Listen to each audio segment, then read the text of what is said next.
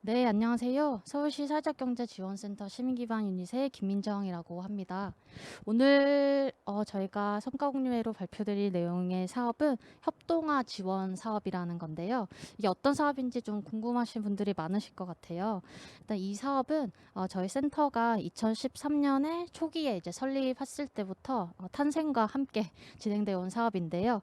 올해 이제 8년 차째로 진행되어 온 사업입니다. 일단 주요 이 사업의 이제 내용은 사회적 경제의 부문이나 이제 업종별의 이제 협의회를 이제 지원하는 내용인데요. 좀 더 풀어서 설명을 드리면 초창기 이제 사회적 경제에 대한 사회적 경제의 개념부터가 막 시작됐을 때부터 핵심이 어떻게 하면 이 사회적 경제 영역의 그런 주체들을 좀 양성할 수 있을지가 이제 고민이었어요. 그래서 부문이라 하면 뭐 사회적 경제 기업이나 뭐 협동조합, 마을 기업 이런 이제 부문별의 주체들을 이제 양성을 하기 위한 그런 협의회들을 지원을 하고 업종이라 하면은 뭐 공정무역이나 뭐 일하는 노동자 뭐 노동계나 뭐 업사이클링 뭐 이런 이제 업종별에 종사하고 계시는 사회적 경제 조직을 지원하는 협의회 이런 협의회들을 지원하는 사업이라고 보시면 됩니다. 올해는 총 6개 조직 협의회가 협동화 지원 사업을 진행을 하셨는데요. 오늘 발표는 3개 협의회에서 발표를 해 주실 예정이십니다. 일단 첫 번째 순서로 저희 한국공정무역협의회에서 발표를 진행해 주시도록 하겠습니다.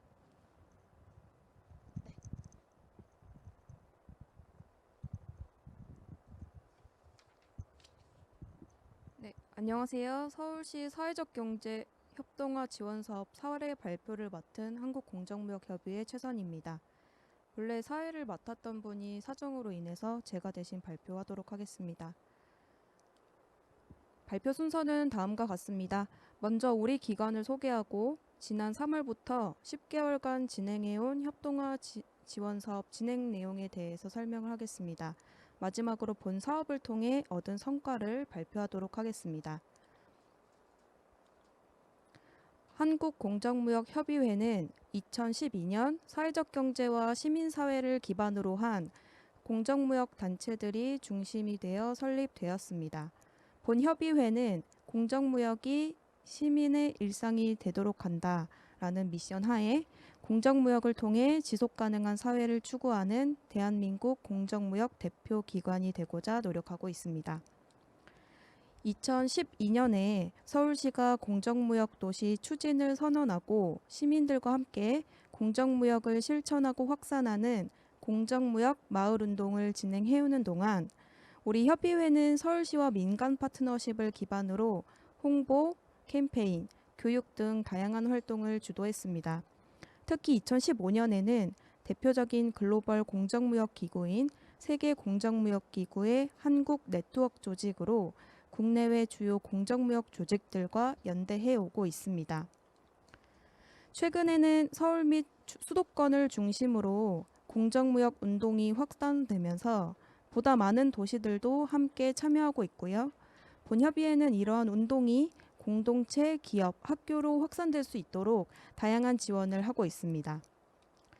현재 한국공정무역협의회에는 11개 공정무역 기업과 1개 광역협의체가 있고 홍보 및 캠페인에 참여하고 있는 3개의 기관이 함께 한국 공정무역 발전을 위해 연대하고 있습니다.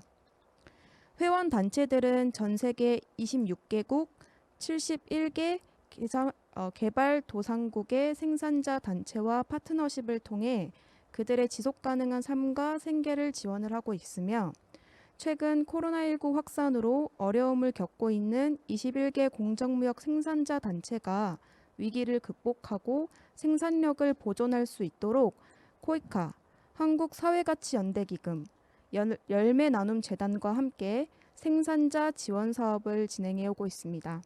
또한 향후 국제개발협력 분야 공정무역 전문가를 키우기 위한 교육 사업도 진행하고 있습니다. 본 협의회는 이와 같이 국내 시민사회와 사회적 경제 기반 공정무역 단체들의 연대체인 동시에 공정무역 운동을 통해 개도국의 빈곤 문제와 불평등의 문제가 해결될 수 있도록 지원하고 연대하는 역할을 하고 있습니다. 지금부터 2020 협동화 지원 사업을 통해 본 협의회가 진행한 사업 내용을 말씀드리도록 하겠습니다. 본 사업명은 사회적 가치 창출에 기여하는 공정무역 비즈니스 모델 사례조사 및 컨텐츠 개발로서 다음과 같은 배경에서 추진하게 되었습니다. 추진 배경 참고 부탁드립니다. 본 사업을 통해서 사회적 가치 창출에 기여하고 있는 국내 공정무역 단체들의 사례를 발굴하고 이를 SDG 목표와 연계하여 그 성과를 보고함으로써 사회적 경제, 시민사회 기반의 공정무역 단체들의 비즈니스 모델 우수성을 홍보하고자 했습니다. 성공적인 사업 추진을 위해 사업 설계 및 운영 과정에 공정무역 현장 전문가를 활용하고 글로벌 공정무역 기구의 UN SDG에 기여하고 있는 기업의 사례를 담은 다양한 보고서를 문헌 연구하였습니다. 또한 본 문헌 연구의 결과와 협의회 소속 단체들을 대상으로 실시한 사례 조사를 기반으로 보고서를 제작하였으며 시민들에게 공정무역의 가치를 알릴 수 있는 5가지 사례의 카드 뉴스를 제작하였습니다. 이번 사업의 성과는 다음과 같습니다. 본 사업을 통해서 도출된 사례 보고서의 구성 내용과 홍보 콘텐츠를 간략히 소개하도록 하겠습니다. 1장에서는 UN SDG의 국내외 실천 현황, UN SDG에 기여하는 국내외 우수 기업 현황, 그리고 UN SDG 이행을 위한 기업의 전략 등을 소개하고 2장에서는 공정무역의 정의와 현황을 정리하였습니다. 그리고 3장 UN SDG와 공정무역의 접점은 최근 글로벌 기구들이 발간한 보고서를 통해 UN SDG 이행에 대한 공정무역의 다양한 기여 방식을 소개하였습니다. 또한 한공협 소속 공정무역 단체들의 기여 사례를 정리하여 담았습니다. 특히 공정무역이 UN SDG 17개 목표 중에 직접적인 기여가 확인되는 목표와 공정무역의 제도를 설명하였습니다. 공정무역은 모든 SDG의 이행에 직간접적으로 기여를 하고 있지만 특히 목표 1, 2, 5, 8, 12, 13, 16, 17 등에 직접적으로 기여하고 있음을 확인할 수 있었습니다. 국제공정무역기구가 발표한 최근 자료에 따르면 지역 공동체 발전을 위해 지급되는 공정무역의 소셜 프리미엄은 목표 2와 5에 가장 큰 기여를 하고 있는 것으로 조사되었습니다.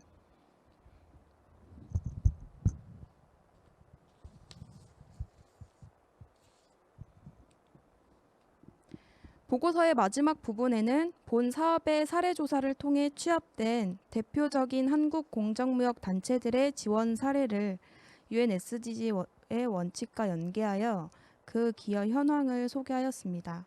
지금 보여드리고 있는 화면부터는 전부 그것과 관련된 내용들이고요. 저희가 각 공정무역 단체들이 국내 사례로서 다음과 같이 이제 사례가 담겨져 있습니다. 어스맨 사례고요. 이제 피플스 페어 트레이드 협동조합 사례까지 담았습니다. 네. 본 협의회는 UN SDG 이행에 기여하고 사회적 가치 창출에 기여하고 있는 협의회 소속 기업들의 우수 사례를 향후 시민들에게 공유하고 비즈니스 모델의 우수성을 홍보하기 위해 사례별 카드 뉴스를 제작하였습니다. 본 자료는 향후 본 협의회의 온라인 채널을 통해 홍보할 계획입니다. 특히 코로나19 전염병 확산 이후 변화하고 있는 언택트 홍보 트렌드에 맞춰 다양한 캠페인과 홍보 기회를 통해 시민들과 공유할 계획입니다. 한국공정무역협의회 2020 협동화 지원 사업의 사례 발표를 마치도록 하겠습니다. 감사합니다.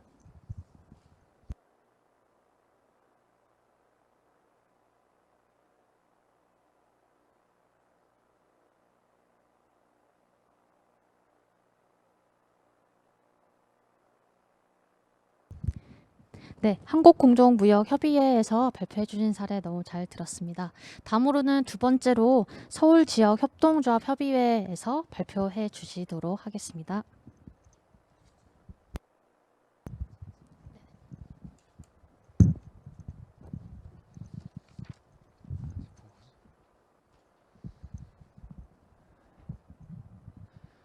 네, 안녕하세요. 서울지역협동조합협의회 이충희 사무국장입니다. 2020년 서울시 사회적 경제 협동화 지원 사업에 대해서 저희 협동조합 협의회가 진행한 내용을 발표해 드리겠습니다. 오늘 말씀드릴 목차는 이렇게 5가지로 말씀을 드릴 거고요. 첫 번째로는 저희 협의회가 어떤 식으로 이제 사업을 진행했는지 간단한 개요 안내 드릴 거고, 이 사업을 추진한 목적과 목표, 그리고 어떻게 우리가 이걸 좀 추진해 나가려고 하는지 그런 계획을 말씀드리겠습니다. 그리고 올 한 해 정말 좀 코로나 때문에 다들 힘드셨겠지만 저희도 마찬가지였는데요. 그래서 뭐 어려웠지만 그래도 저희 계획한 만큼 어느 정도 해낸 부분이 있어서 그와 관련된 추진 실적, 그리고 세부적인 사업 내용들을 좀 소개하고 올해 사업에 대한 평가를 하는 것으로 발표를 마무리하겠습니다. 저희 이제 사업은 2020년 3월 31일부터 2020년 11월 30일까지로 진행이 되었고요. 사업 내용을 저희가 핵심적으로는 2가지로 잡아서 진행을 했습니다. 처음은 광역협의회 대표성 강화라는 걸 저희가 잡았고, 두 번째로는 협력 및 연대 활성화라는 것을 저희의 목표로 잡았습니다. 광역협의회 대표성 강화로는 세 가지의 범주로 나눠서 사업을 진행을 했는데요. 사업화 TF를 추진을 하고, 유망협동조합 활성화 및 네트워크를 하는 것, 그리고 사업 및 홍보 강화를 위한 리플렛 제작, 그리고 지역 업종별 네트워크 및 공통의제 발굴을 이렇게 진행을 하려고 했고요. 그다음 협력 및 연대 활성화로는 원래 이제 20년에 이제 ICA 서울대회가 열릴 예정이었는데, 그거와 관련돼서 원래 좀 활성화를 하려고 계획을 했었습니다. 사업 목적으로는 다른 이제 부문, 마을이나 사회적 기업, 자활기업처럼 저희 협동조합 협의회도 대표 광협체로서 역할을 하고 있는데, 사실 이제 오랜 기간 동안 고민을 하고 있는 것은 과연 우리 협의회가 어떤 방향으로 나가야 될 것인가에 대한 부분을 많이 고민을 했었고, 그 돌파구로서 올해 이 사업을 통해서 뭔가 사업을 좀 중심적으로 하는 네트워크로 가보자라는 걸 좀 진행을 하려고 했었습니다. 그래서 사업 중심의 좀 네트워크를 형성하는 걸 목적으로 잡았고요. 그와 관련해서 저희 목표로는 이제 유망협동조합을 중심으로 해서 새로운 좀 사업화 전략을 모색하는 것을 첫 번째, 두 번째로는 그런 사업 중심의 네트워크 및 연대 활성화를 통해서 저희 강력협의회의 역할을 강화하는 것을 두 번째로 잡았습니다. 그리고 세 번째로는 제가 계속해서 진행하고 있는 지역 및 업종별 자원 연계 및 주체 발굴 지원으로 조직하고 사업적 역량 확대하는 것을 세 번째로 잡았습니다. 간단하게 이제 실적이랑 이제 계획을 볼 건데요. 요거는 좀 참조를 해주시면 좋을 것 같고요. 실적을 말씀드리면 그 표 오른쪽인데요. 앞 같이 봐야 되겠네요. 광역협의회 대표성 강화가 위에 이제 4개 셀이고요. 협력 및 연대 활성화가 맨 밑에 셀인데요. 그 사업화 TF 추진하는 부분에 있어가지고는 저희가 이제 사업화 자료라고 해서 바이소셜이라고 하는 바이소셜 인서울이라는 버전으로 저희 협동조합 관련된 걸 좀 진행을 했었고, 그다음에 사업화 저희 TF를 계속해서 운영을 했었습니다. 그리고 이제 유망협동조합 리스트를 좀 만들어 봤고요. 그다음에 그 교육 홍보를 좀 돕기 위해서 교육업종 협동조합들의 좀 리플렛을 지원을 했습니다. 그리고 이제 지역 업종별 활성화 지원은 업종 중심의 좀 네트워크를 3곳 정도 진행을 했었고, 지역 중심의 네트워크를 2곳 정도 진행했었습니다. 그리고 발족식 이제 설명회 개최에는 이제 ICA를 저희가 어쨌든 염두에 두고 계획을 잡았던 것인데요. 이것은 아무래도 서울 대회가 21 21년도 12월로 연기가 되면서 좀 어려움이 있었고요. 그래서 올해 말에 저희 그 ICA 좀 추진하는 담당자랑 좀 저희가 소통 창구를 마련해서 21년도에 어떻게 좀 진행할 것인지에 대한 좀 점검을 하고 회의를 진행을 하는 것으로 사업을 좀 실적을 잡아봤습니다.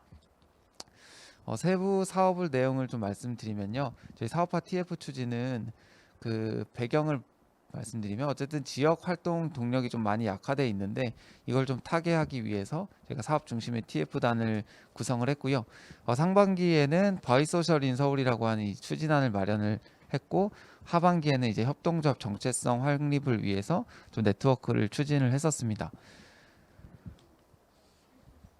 네, 조금 더 말씀드리면 이 바이소셜인 서울은 이제 바이소셜이라고 하는 거를 고용노동부에서 같이 이제 진행을 하고 있는데 저희는 이제 협동조합 버전의 바이소셜로서 협동조합 유망한 협동조합들의 제품이나 서비스를 저희가 좀 키트화해서 코로나로 어려워하는 분들에게 좀 제공하는 그런 방식의 사업 계획을 진행한 것이었습니다. 이제 유망협동조합 관련을 해서는요, 저희가 이제 협동조합들이 많이 계속해서 생겨나고 있지만 협동조합들 중에 실제로 운영하는 비율이 한 50% 정도라고 볼 수 있을 만큼 좀 열악한 현실이 있습니다. 그렇기 때문에 좀 더 협동조합 중에 사업을 하고 좀 더 오래 되어 가고 있고 좀 이런 협동조합들은 앞으로도 우리와 함께 갈 만한 이제 유망한 협동조합이다라는 이제 협동조합을 좀 추려내고 그런 협동조합과 이제 그런 유망한 협동조합을 통해서 새로운 좀 성장 동력을 마련해 보기 위해서 좀 진행을 해봤습니다. 그런 유망 협동조합을 이제 선정하기 위해서 저희 오랫동안 이제 선정 기준을 좀 마련을 했고요. 그다음에 데이터를 통해서 이제 1차적인 리스트를 선정을 했고 그 1차 리스트를 가지고 저희가 이제 뭐 협동조합 지원센터에서 이제 상담을 하거나 또 저희가 네트워크 갖고 있는 다른 조직들의 좀 이야기들을 통해서 좀 갈등 관계에 놓여 있는 협동조합들은 제외를 하고 나서 선정을 했고요. 1차적으로는 한 278곳 정도로 이제 저희가 리스트를 정리해 봤습니다. 그리고 나서 그 1차적으로 선정된 곳 중에서 좀 저희가 추려서 이곳은 좀 방문을 해서 이야기도 들어보고 싶고 제품 서비스도 좀 파악해 보고 싶다 하는 26곳을 좀 저희가 예산 안에 선정을 해서 직접 방문을 하거나 혹은 뭐 이메일로 주고받으면서 이야기를 나누었고요. 네, 모니터링을 진행했습니다.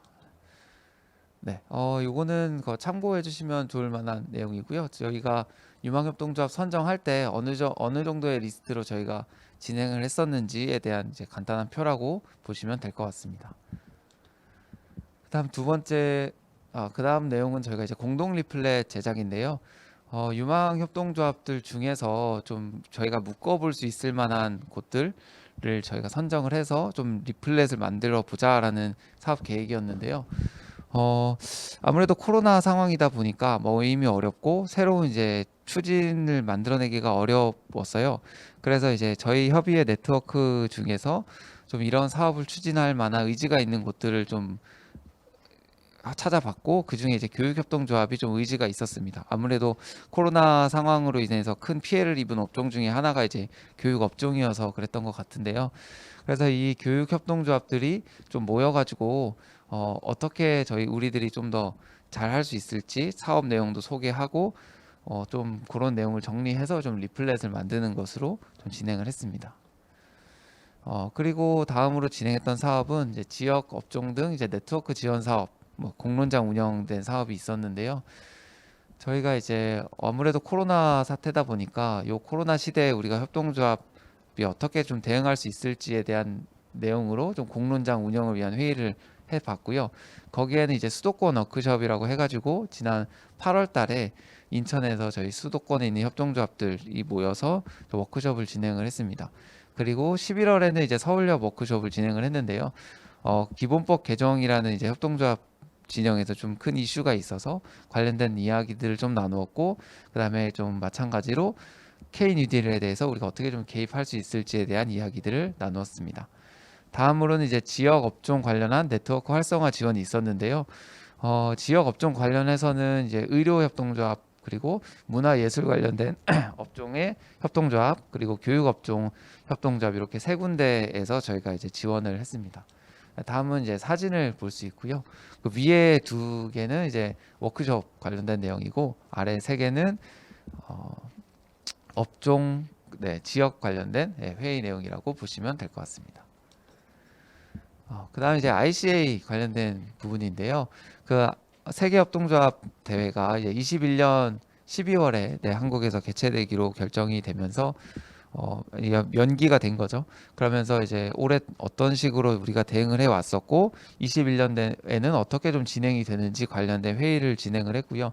좀 실무진 차원에서 좀 논의를 해서 어떻게 하면 우리가 좀 21년도에 그 세계협동조합 대회가 서울에서 열리는 만큼 우리가 어떻게 좀 잘할 수 있을까? 특히 이제 협동조합 대회인인 만큼 저희 협의회가 좀 역할을 좀 하고 싶은 의지도 있고요. 그런 차원에서 좀 많은 이야기들을 나눴습니다. 그래서 말씀드린 대로 이렇게 추진 성과, 추진 계획 및 추진 실적은 여기 표를 좀 참조해 보시면 될 것 같습니다. 마지막으로 이제 사업 평가와 이제 개선 방향을 말씀드리겠습니다.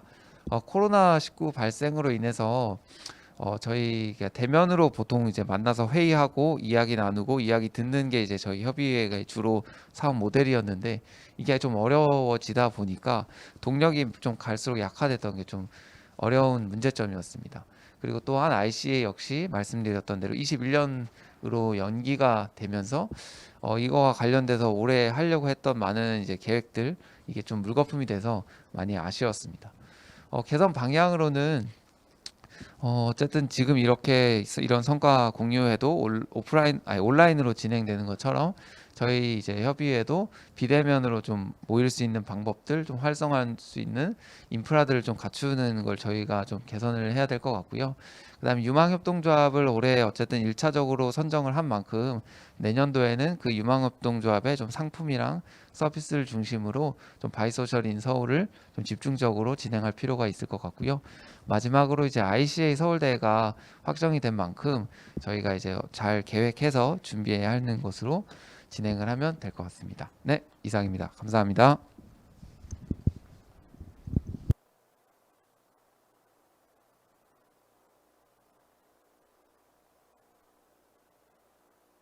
네, 서울지역협동조합협의회에서 발표해 주신 내용 잘 들었습니다. 마지막으로는 저희 서울사회적기업협의회에서 발표해 주시고 내용 관련 영상도 공개해 드리도록 하겠습니다.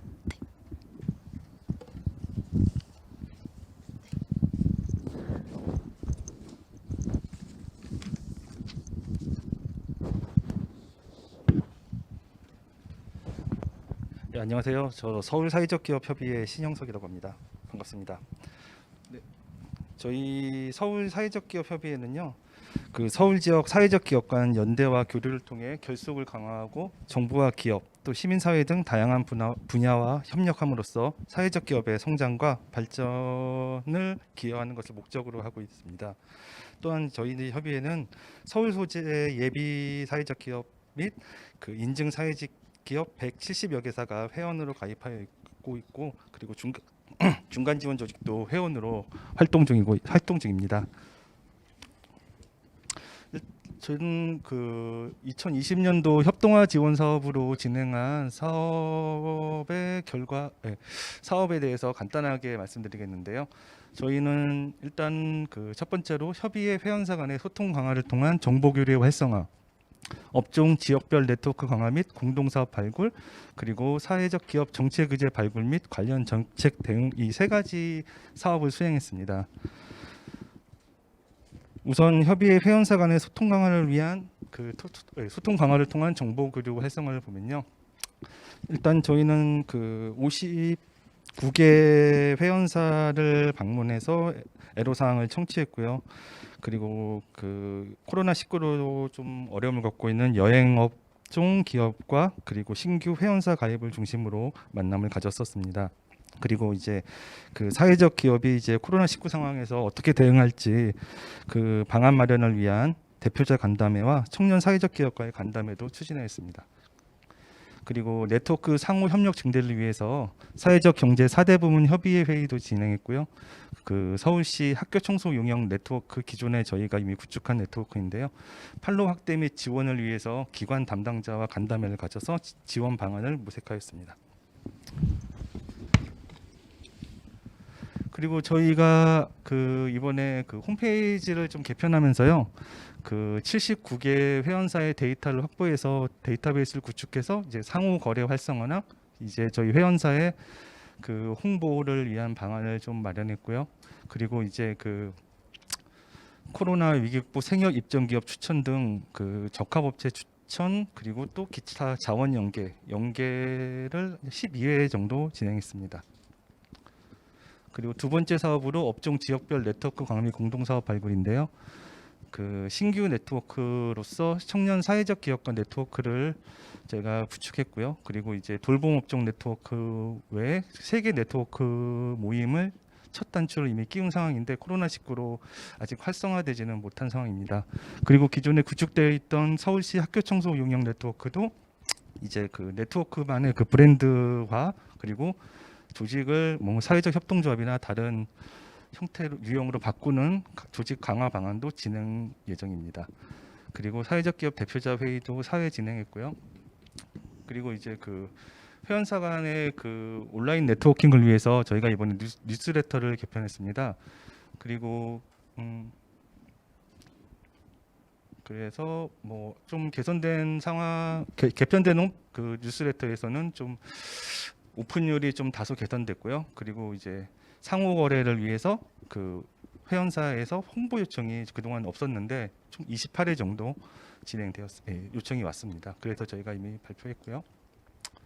그리고 마지막으로 사회적 기업 정책 의제 발굴 및 관련 정책 대응인데요.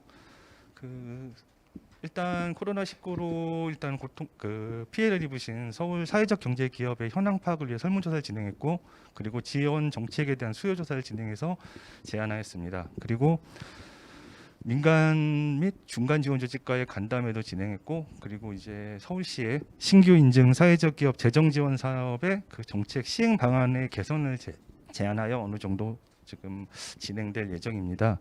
그리고 뭐 이거는 뭐 사안별 당사자 및 전문가 의견을 기반한 개선 방안 모색 및 대응에 대해서는 협의회 온라인 매체를 통해서 저희가 사회적 경제 관련한 주요 정책 현황을 상시 공유하고 있고요. 그리고 코로나 대응을 위해서 민간 협력 네트워크 회의를 진행했습니다.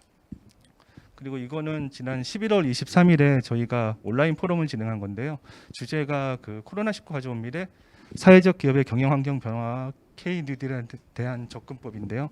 이거는 저희가 조금 이따가 이 발표 끝나고 바로 요약본을 보여드리겠습니다. 그거 감상하시고 지금 여기 나와 있는 링크나 아니면은 유튜브에서 그 서울 사회적 기업 협의회를 치시면 전체 영상을 감상하실 수 있으니까요. 많은 시청 부탁드립니다. 일단 저희가 자체 총평을 하자면요. 아무래도 코로나19 지속으로 인해서 저희가 현장 방문이나 네트워크 구축 또는 뭐 구축된 네트워크를 활성화하는 데는 좀 많이 어려움이 있었습니다. 그래서 저희는 그 2020년도에는 좀 비대면 소통 매체를 좀 더욱 강화하고요. 그리고 온라인 네트워크 채널을 좀 마련해서 이러한 어려움을 좀 해소해 나갈 예정입니다. 그리고 이제 사회적 기업에 대한 정책 관련해서는 저희가 좀 늦은 감이 좀 있다고 판단이 돼서 예산 편성 및 정책 전달 체계를 꾸준히 모니터링해서요. 선제적으로 대응을 진행할 예정입니다. 네, 감사합니다. 이제 영상 감상하시겠습니다. 서울 사회적 기업 협의회 공동 대표 맡고 있고요. 그리고 주식회사 트래블러스 맵이라고요. 예, 코로나19의 가장 심각한 타격을 받고 있는 업종, 여행 업종입니다. 여행업을 하고 있는 트래블러스 맵의 대표 변영석입니다. 반갑습니다. 네, 그리고 두 분 같이 오셨는데요. 두 분 다 전현직 서울 사회적 기업 협의회 공동 대표님이십니다. 먼저 저희 왼쪽에는 페어트레이드 코리아 이미영 대표님이시고요. 저가 공동 대표를 맡기 전에 서기업 대표를 맡으셨던 대표님입니다. 인사 부탁드립니다. 안녕하세요. 네. 맞습니다. 좀 이따 말씀 많이 나누실 거고요. 그 다음에 제 오른쪽은 저희 현직 사회적 기업 협의회, 서울 사회적 기업 협의회 공동 대표고요. 마인드 디자인의 김민지 대표님 모셨습니다. 네, 안녕하세요. 네, 반갑습니다. 네, 오늘 나눌 주제는요. 뭐 지금 상황에서 우리가 얘기 나눌 거가 딱 두 가지 합쳐서 세 가지 정도가 있는 건데요. 하나는 지금 또 느닷없이 또 이 거리두기 2.0으로 내일부터 또 전환이 되죠.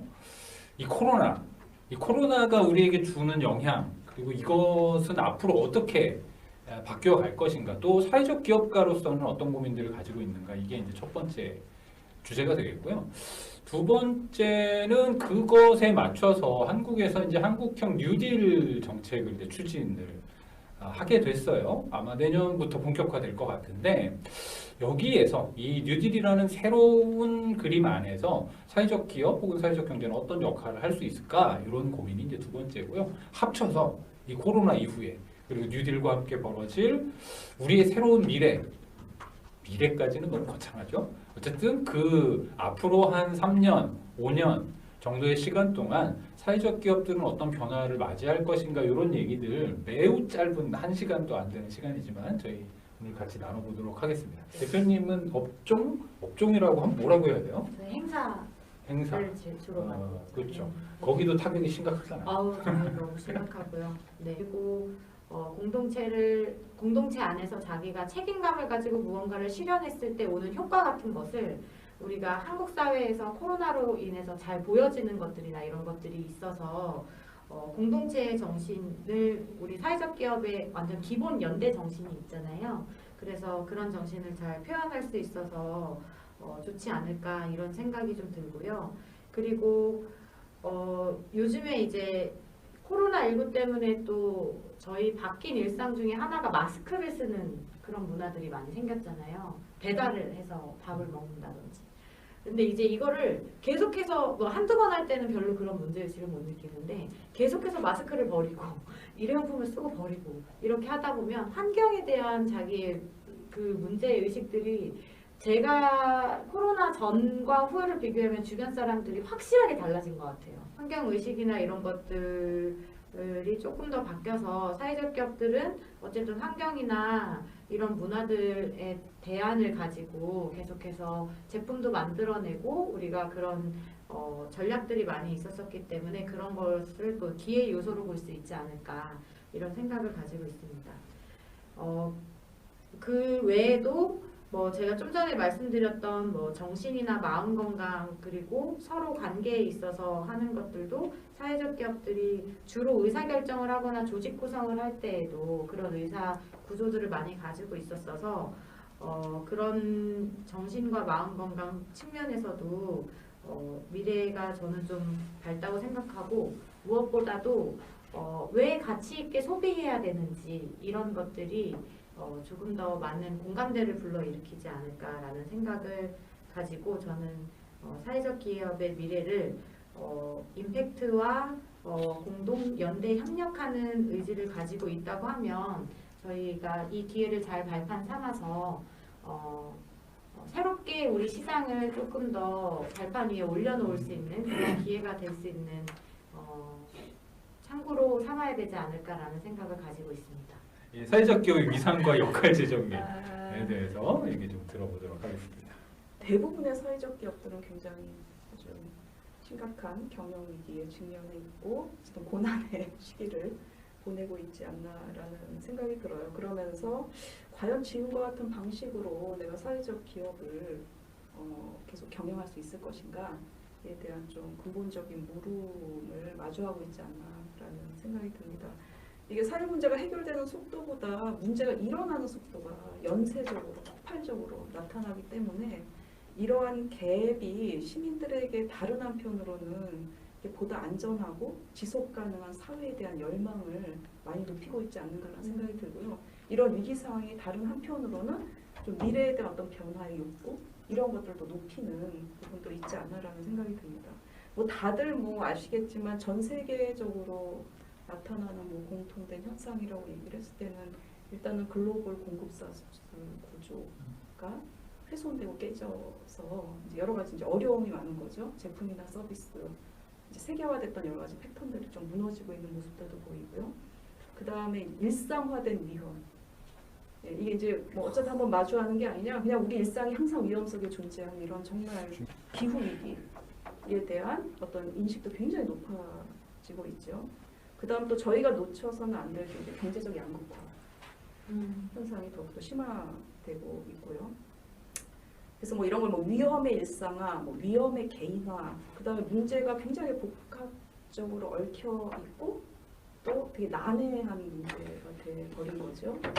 그러면서 나타나는 좀 사회적 문제의 복잡계화, 뭐 이렇게 좀 표현을 할 수가 있을 것 같아요. 뭐 일상적이면 개인화된 이 위험이 어쨌든 우리 기업의 앞으로의 또 아주 기본적인 활동 조건이 될 것이고 또 이 문제를 사회적으로 해소하는 이런 새로운 어떤 가치 창출, 이것이 사회적 기업에게는 사회적 가치 창출뿐만 아니라 또 새로운 경제적 기회가 될 수 있다라고 이제 보여지는 거죠. 이한 임팩트를 만드는 과정이 개별 기업의 노력만으로는 좀 쉽지 않은 그런 문제가 돼버린 것이죠. 그래서 문제를 좀 해결하는 방식에 있어서 좀 집단적인 해결 방식, 집합적인 임팩트를 창출하는 방식에 대해서 이제 좀 깊이 있게 고민하며 준비해야 되지 않을까, 이런 생각이 들었습니다. 성장도나 고용 감소, 소비 위축, 소득 양극화, 이건 굉장히 부정적인 임팩트죠. 이 부분에 대해서 사회적 기업은 당연히 준비해야 된다는 생각이 들고요. 또 세계화가 후퇴되고 자국 중심주의 확산되고 글로벌 공급망 붕괴되고 국제 분업 구조가 굉장히 불안정해지고, 이거 역시도 저희에게는 한편으로 위기이지만 한편으로 새로운 기회를 보여주는 어떤 그런 통찰력을 제공하고 있다는 생각이 들거든요. 비대면을 경험해 보니까 한계가 너무나 많죠. 하지만 다른 한편으로는 이것이 가지고 있는 장점이 이미 많이 저희가 경험 속에서, 학습 속에서 축적되어 가고 있는 거예요. 그러면서 비대면 소비 문화 굉장히 증가할 거고, 일의 방식이 달라졌잖아요. 재택근무 엄청나게 늘어나고, 그리고 스마트 워크가 굉장히 빠른 속도로 확산되고, 이러한 어떤 커다란 문화의 변화도 저희에게 위기이자 또 기회 요인으로 작동하고 있다라는 생각이 들고요. 저는 특히 이제 사회적 기업이 주목해 보아야 할 것이 이 디지털 경제로의 전환이 가속화되고 있다는 것, 그리고 기후 위기 극복을 위한 저탄소 산업, 저탄소 경제로의 전환이 굉장히 빠른 속도로 일어날 것이라는 것, 그리고 경기 침체로 인한 노동 시장의 개편과 양극화의 심화, 이 세 가지 현상을 좀 주목해서 봐야 될 것이 아닌가라는 생각이 들고요. 이러한 어떤 문제의 해결로 제시되고 있는 이 K-뉴딜이 어떻게 보면 이제 사회적 기업의 어떤 그 방향, 포스트 코로나 이후에 방향과 또 부합되는 측면이 있다라는 생각이 듭니다. 그린 뉴딜 같은 경우는 잘 아시겠지만 사실은 유럽과 북미에서, 특히 미국에서 굉장히 오랜 시간 동안 준비되어 온 그런 이 정책이잖아요. 근데 그린 뉴딜의 핵심은 기후 변화와 경제적 불평등이거든요. 결국은 저탄소 산업으로의 전환이 경제적 불평등을 해소하는 관점에서 설계되어야 한다라는 측면이 굉장히 강조되고 있어요. 그렇기 때문에 시민사회, 사회적 경제 조직들과의 여러 가지 협력적 프로젝트가 이루어지고 있거든요. 그린 뉴딜과 관련해서. 이것도 저희에게 굉장히 중요한 포인트를 주고 있다는 생각이 들고요. 사회적 기업은 지금 문정부가 선언한 디지털 뉴딜과 그린 뉴딜의 매개자이자 그뿐만 아니라 이것이 자칫 놓칠 수 있는 어떤 사람 중심의 포용 가치, 예를 든다면 디지털 격차를 해소하고 취약계층과 지역의 그린화를 촉진하는 뭔가 이러한 사업 속에서 새로운 양질의 일자리를 창출하는 뭔가 이런 지렛대 역할을 해야 되는 거 아닌가라는 생각이 듭니다.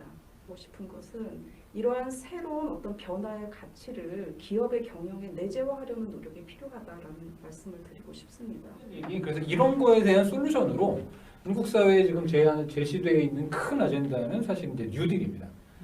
뉴딜이고 약 160조 정도의 국비가 향후 5년간 투입되게 되죠. 그러니까 1년에 한 30조 정도 이상의 이 예산이 활용되게 되는 사업이고요. 사실상 만약에 이것을 단일 사업이라고 하면 한국 역사상 가장 큰 규모의 사업이라고 볼 수 있을 것 같아요. 안에 어디에 우리가 발을 좀 얻어볼 수 있을까? 혹은 어떤 것들 중심으로 해볼 수 있을까? 이게 잘 그림이 그려지지 않습니다. 제가 이제 이 얘기를 드렸던 건 뭐냐면 아쉽게도 그린 뉴딜의 사업의 방향성은 설계되어 있으나 사업의 추진을 어떻게 해야 되는지가 공백 상태로 있기 때문이 아닌가. 사업을 어떻게 풀어가라라는 영역이 아직은 공백 상태로 보여요. 근데 이런 상태가 되면 되게 그냥 공공이 쫙 주도해서 쫙 깔아버리고 끝나게 되는 게 여태까지 우리가 봤던 굉장히 일상적인 그림이거든요. 근데 이 전략은 그렇게 가면 안 되는 전략인데 그런 것이 부재한 것이 가장 큰 뉴딜 현재 단계에서 뉴딜 정책의 한계 내지는 아쉬운 부분들이 아닌가 뭐 이런 생각이 좀 듭니다. 그런 항목에 어떻게 보면 어떤 역할과 일을 할지는 모르나 일을 하는 사람들도 이 사업을 통해서 그렇죠. 사회 안에 이제 진입하게 되기 때문에 네. 이분들을 좀 잘 활용하는 전략도 그렇죠. 이 틀 전체를 바꿀 수 없다면 네. 이분들과 함께 우리는 어떤 일을 좀 할지를 계획을 짜는 일도 굉장히 네. 굉장히 현실적으로 중요해요. 어차피 분야가 또 네. 생성이 돼야 되니까. 네. 네. 그렇죠.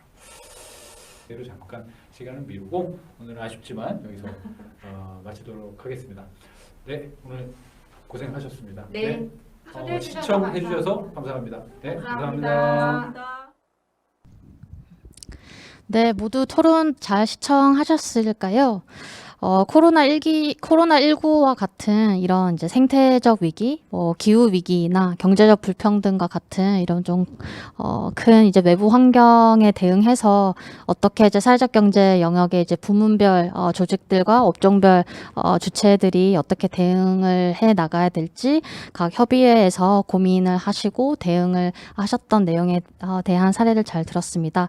이 협동화 지원 사업은 뭐 초두에 말씀드린 대로, 저희 서울시 사회적경제지원센터가 이제 탄생했을 때부터 이제 지속되어 온 사업이고 저희는 이제 내년에도 이런 부문별, 업종별 이제 협의회와 주체들이 계속해서 양성되고 또 역량 강화가 될 수 있도록 지원 사업을 이어나갈 예정입니다.